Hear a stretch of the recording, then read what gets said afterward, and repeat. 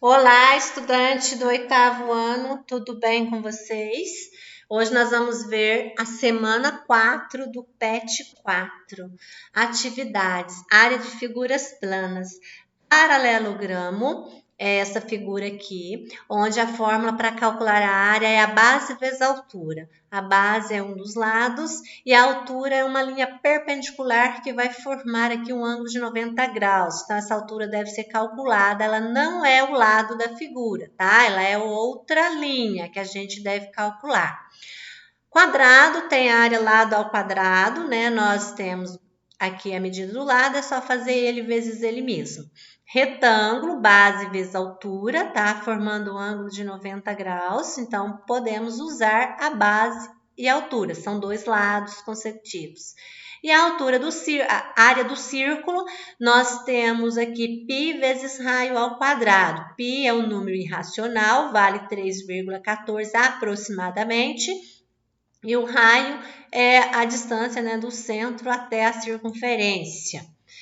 Continuando, nós temos o triângulo, essa figura geométrica, a fórmula é base vezes altura dividido por 2. Por que base vezes altura? Eu vou usar um lado do triângulo, a base, né? E a altura, que é uma projeção aqui perpendicular, formando um ângulo de 90 graus.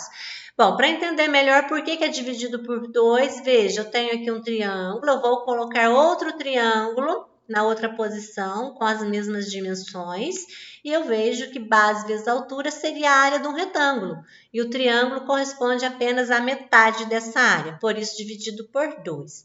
Temos o trapézio, que a fórmula é B maiúsculo mais B minúsculo, vezes a altura dividido por 2. Por que esses dois B, maior, B menor? Porque eu tenho aqui, olha, um trapézio, o lado maior paralelo é o B maiúsculo, nós chamamos de base maior. O B menor é o B minúsculo, chamamos de B menor.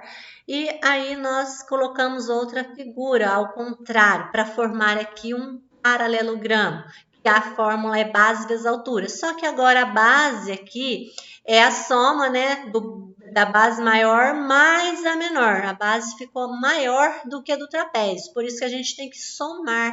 Daí esse B maiúsculo mais o B minúsculo. Vezes a altura também é a linha perpendicular, ela é calculada, né, fora do lado. E divido por 2 porque eu usei duas figuras aqui para mostrar essa regra.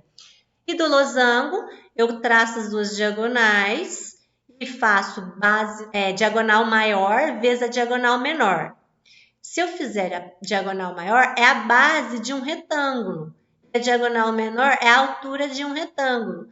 E se eu fizer diagonal vezes diagonal, eu terei aqui a área do retângulo. Logo, o losango corresponde à metade dessa área total. Então, é por isso que a gente divide por 2. Vamos às atividades. Calcule as áreas das figuras abaixo. Temos um triângulo, onde já temos aqui a base e a altura, ó, já está do lado aqui, formando um ângulo de 90 graus. Então, é só multiplicar e dividir por 2. A área do quadrado é o lado ao quadrado, já estão aqui as medidas, só multiplicar. A área do retângulo, base vezes altura, também está fácil. E do losango, base vezes altura, onde a altura também já está aqui expressa. Atividade 2, Pedro quer fazer uma pipa, ele pesquisou o plástico ideal e o encontrou, sendo comercializado em rolos, né, com largura de 1,5 metro e vendido a um preço de R$2. A pipa terá o formato de um quadrilátero, olha, esse é um quadrilátero formato de pipa, tá? Com os 4 lados possuindo a mesma medida. Na figura abaixo estão especificados o formato e as dimensões. Aqui tem 60 centímetros e 1,5 metro, quer dizer 150 centímetros de altura. A primeira perguntinha é qual o nome do polígono que tem a forma de pipa? Ele é um quadrado? Ele é um triângulo? Não, vocês vão descobrir aí qual é, tá? Quanto mede em metros? Bom, a diagonal maior. A diagonal maior é essa de 150 centímetros. Em metros, lembrando que o metro tem 100 centímetros. Quanto mede a diagonal menor? 60 centímetros, lembrando que o metro é 100 centímetros, então vocês vão colocar 0,6 metros. Qual o nome do ângulo formado entre as diagonais? Ó, o cruzamento das diagonais aqui, ó, o encontro delas, vai formar um ângulo reto. É um ângulo de 90 graus. Então, qual é o nome do ângulo? Vocês vão colocar aqui. É o ângulo formado entre a diagonal maior e um dos lados da pipa é agudo ou obtuso. É esse aqui, ó. Entre a diagonal maior e um dos lados. Podendo ser esses dois de baixo ou os dois de cima. Lembrando que ângulo agudo está entre 0 e 90 graus e o ângulo obtuso está entre 90 e 180 graus. A área da pipa em metros quadrados. Bom, já que vocês descobriram que é um losango, né? O formato da pipa, nós podemos usar a fórmula que é diagonal maior vezes a diagonal menor e dividir por 2. Como pede em metros, usem aqui as medidas que vocês já encontraram em metros, tá? Multiplique e divide por 2. Qual o comprimento mínimo em metros do plástico que Pedro deve comprar? Se o plástico tem 1,5 m, já é o suficiente para a altura da pipa. Então, basta comprar 60 centímetros, mas em metro vai ser 0,6 metros. E o valor que Pedro pagará, basta multiplicar esse 0,6 pelos R$2, que é o valor, né, do plástico. Terceira questão. Uma piscina tem 6 metros de comprimento por 3 metros de largura e 1 metro de profundidade. Olha para vocês verem na figura. Tanto o piso do fundo quanto as paredes internas têm formatos retangulares. Deseja-se utilizar azulejos quadrados de 0,20 metros para revestir o fundo e nas paredes internas da piscina. Esse tipo de azulejo só é vendido em caixas completas, não vende meia caixa. Vamos guardar essa informação, ó, caixas completas, porque mais adiante tem pergunta envolvendo essa quantidade de caixas. Muito bem, então vamos às perguntas. Quantos azulejos no mínimo devem ser comprados para revestir o interior da piscina? Então temos que calcular a área, né, do azulejo, que é 0,20. Vamos multiplicar 0,20 vezes 0,20, calcular a área do azulejo e depois calcular a área da piscina. Eu já fiz essa para vocês. Vamos lá? Área do azulejo, ó, 0,20 vezes 0,20 deu 0,04 metros quadrados.